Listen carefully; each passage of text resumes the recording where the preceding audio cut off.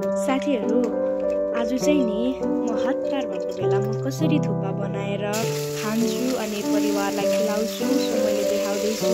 आशा गर्छु तपाईँले हेरेर साथ दिनुहुनेछ। मैले सुरुमा एउटा प्यान लिएँ अनि प्यानलाई चाहिँ मजाले हिट गरेर मसिनो पारेर चप गरेको चिकन पिसेस अनि त्यस पछाडि प्याज, लसुन अनि डल्ले खोर्सानीलाई चाहिँ मैले राखेर डार्क ब्राउन हुन्जेलसम्म मैले फ्राई गर्छु। अनि फ्राई गरिसकेपछि मसँग जे अभाइलेबल भेजिसहरू छ, जस्तै आज मसँग केराउ थियो अनि क्याबेज थियो, मैले त्यसलाई राखेर फ्राई गरेको छु। हजुरहरूसँग जे भेजिसहरू छ जस्तै क्यारोट, क्याप्सिकम जे भेजिसहरू छ तपाईँले एड गर्न सक्नुहुनेछ। अनि त्यसको बादमा चाहिँ मैले गोलभेडा राख्छु अनि गोलभेडा राखेर पनि एकछिन म फ्राई गर्छु। अनि त्यस पछाडि म बेसार अनि मसँग भएको मसलाहरू अनि नुन राखेर म एकछिन फ्राई गर्छु।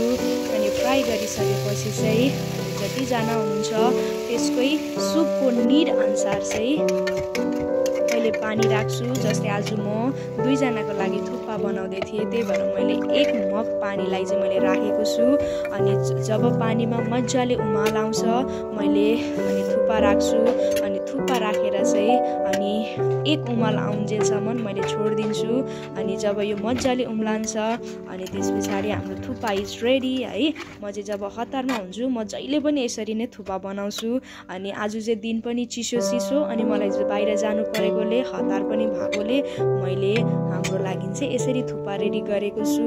अनि हजुरहरू पनि हतारमा हुनुहुन्छ भने यो रेसिपी पक्कै पनि ट्राई गर्न नबिर्सिनु होला है त।